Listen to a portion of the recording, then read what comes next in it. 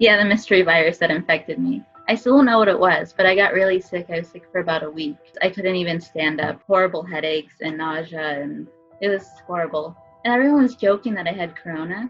It wasn't that prominent in the US at that time. I think I remember hearing about it as early as maybe end of January, beginning of February. Because I remember it was when the internet started making a bunch of memes about it. There were a couple kids in my class that were very concerned right off the bat. But honestly, I thought it was hilarious. It's so embarrassing to look back on, but I was like, there's no way it's gonna even come here. Like, my thoughts with the coronavirus, I was like, what's gonna happen to my schooling? Is it gonna affect anything else? And so that anxiety builds up a lot, and I had anxieties a lot about it.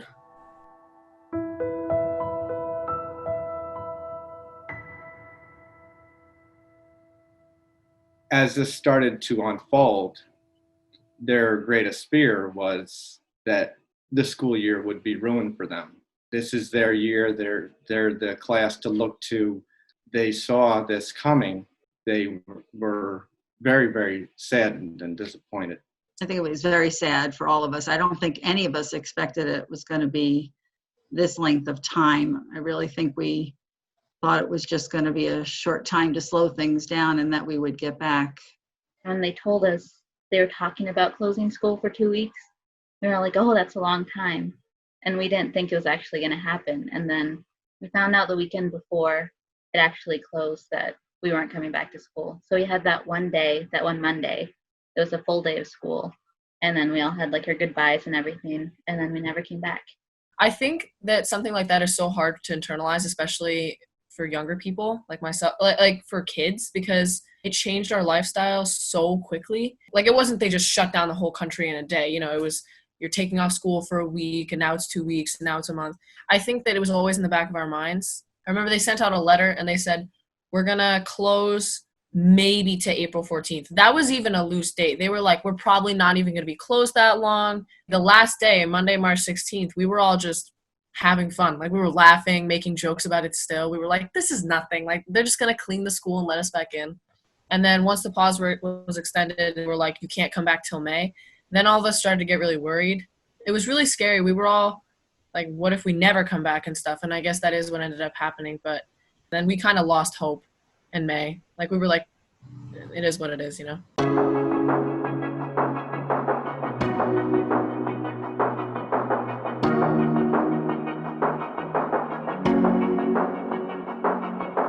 Logistically, we were given very short notice. We were told that we needed to prepare 2 weeks worth of work. We started planning right away, went home over the weekend, came back on a Monday, started handing out the work. By Wednesday, that was our last day of school. And the teachers did it really well. The first couple weeks were kind of a transition phase, so we didn't have a lot of work to do, but then they were really integrated well. Our teachers were really, really good about checking with us and video calling with us regularly, even if it was just to, you know, check in, see how we were doing. Our teachers were really on top of that stuff. It was really weird at first switching to online completely, but we all adapted pretty quickly. College classes, though, since we already video called, it wasn't too different. The grading thing was really weird. Like, they couldn't test us technically, and I know a lot of people, like especially me, I lost a lot of motivation as soon as I heard we weren't being graded because I saw no point in doing any of the work. The uncertainty of the situation just really made it hard for everybody to be focused. The only thing every single day that they depend on is that they know that we're all going to be standing there every single day. They have verbalized, you know, I love you, and I know that you're here for us because you're here every day for me. That's one thing we provide for these kids. And to think about virtual teaching, I think it's been hard for everybody, really hard. They need us. I have 2 students in my classes that go to BOCES. I had one student who was working on a CDL that was put on hold.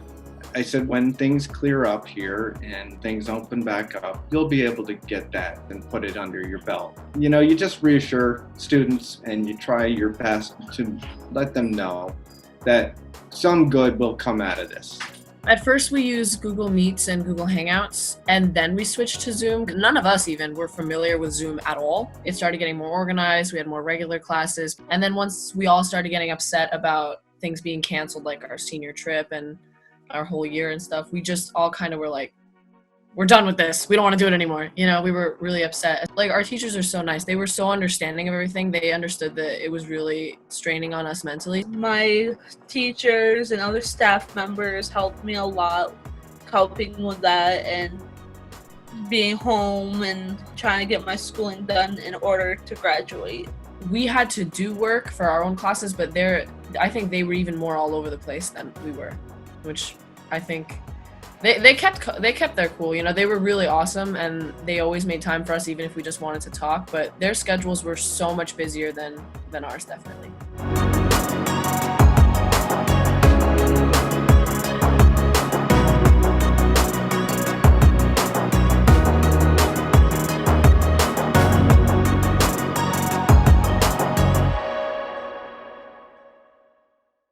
Senior trip is the biggest. We really planned for that, and we've been fundraising since we were in 7th grade. That was a big blow.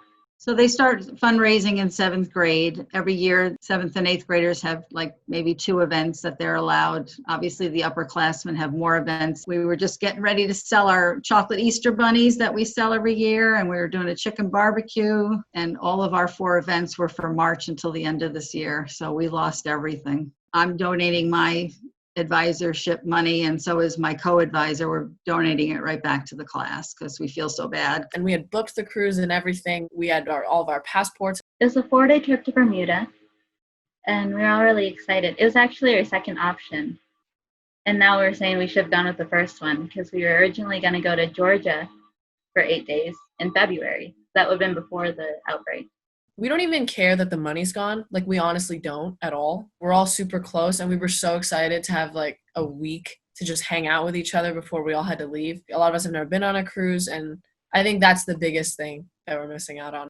We were gonna perform Frozen for our community, but it was so close by like a few weeks for performance day, and this coronavirus has shut it down, and I'm disappointed about that. And then graduation too was something that we were really looking forward to, as everyone was, and then that also got canceled. The sports season, the spring sports season for tennis and track.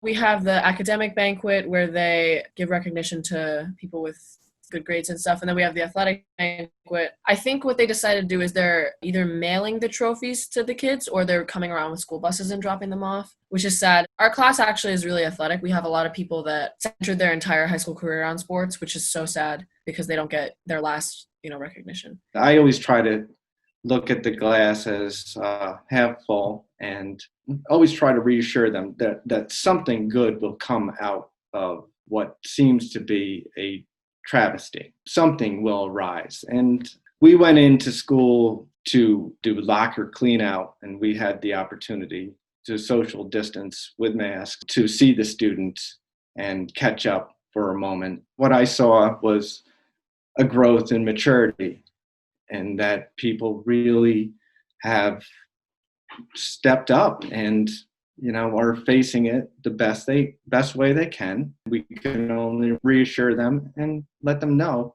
that they're wonderful people and they will move forward in the best ways possible.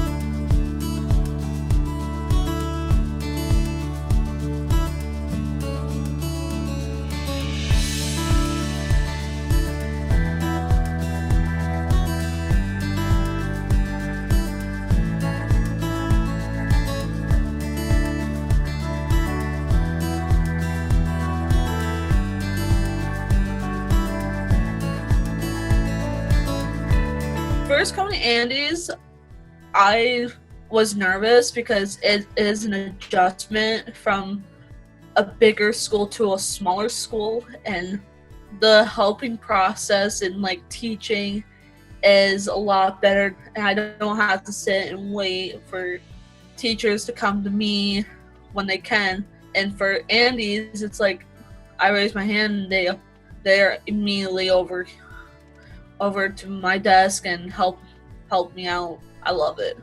Our faculty is amazing. I think they're more than just their job description. They're mentors, they're friends.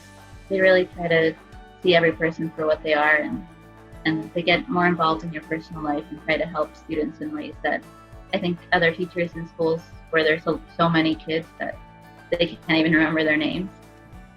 I think it's nice what we have. It's awesome. Honestly, I used to think, like when I was a kid and I came here and I saw how few people there were here, I thought that it would be very lonely and very isolated, but it's completely the opposite. Through this school especially, and through this community, I feel like I was able to be involved in a way that I never would have been if I had stayed in Brooklyn.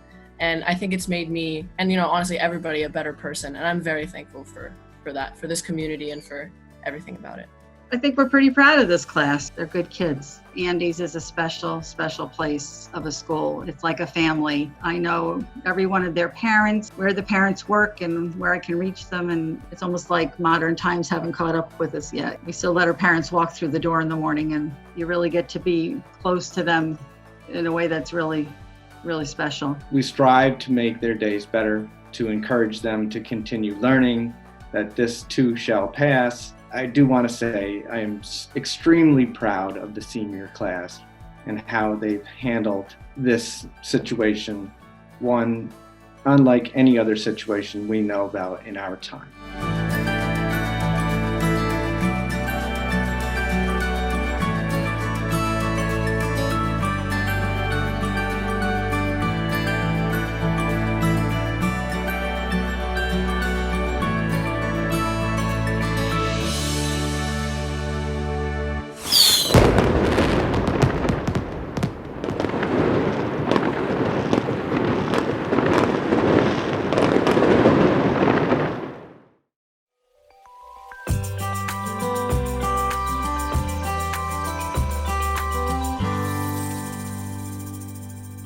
I'm very academically inclined. I've been very involved in the music program here at Andy's. I've been playing the flute since I was in 3rd grade.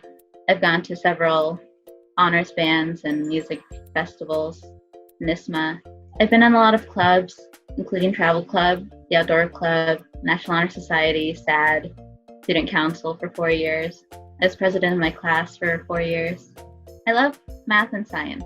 Psychology was the one class that really stood out to me when I took it last year, and that's what I want to go into in college. I'm going to be part of the Honors College at the University of Albany to study psychology on a pre-med track, and after that I'm hopefully going to go to med school and then go into psychiatry. I'd like to work in this area where there's not a lot of practitioners and physicians. I know there's a lot of PAs around here, and some people really don't like getting PAs. They want doctors, and we're lacking in every specialty, so I'm hoping to work here where it's needed.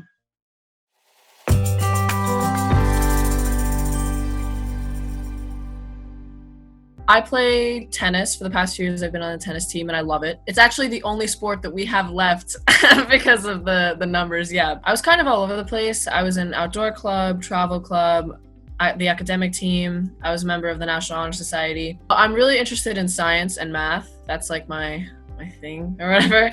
I took a lot of college classes and AP classes that were in that area. I'm going to Hofstra University in the fall, and I'm planning on studying biology. And after that, I want to continue my education to try to become some sort of like medical scientist or something along those lines. Hofstra is on Long Island. It's right in the middle. It's in Hempstead. It's a medium-sized school. There's about 11,000 kids there, I think. And it's in like a really like urban area. So obviously it's very different from here. I think it's a really unique school in the sense that they don't have a master's or like PhD program. So all of their focus is on undergrad, which is really cool. I'm very excited. I want to work in research. Ironically enough, I want to study diseases and viruses and stuff and work in the production of medicine. That's what I hope to do.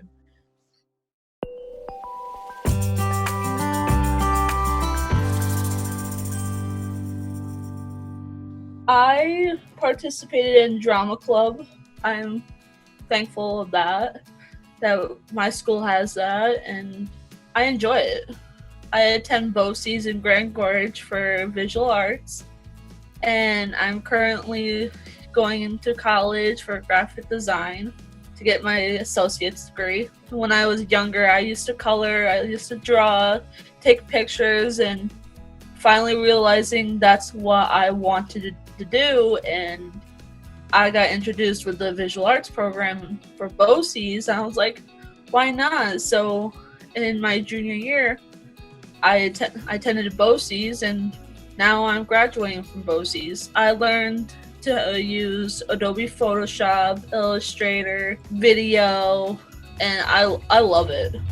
For the fall, I'm planning on going to SUNY Cobleskill for graphic design, because SUNY Cobleskill is closer to home and I would like to see my family more often. I know I want to try to find a job that's including what I majored for in college and work from there.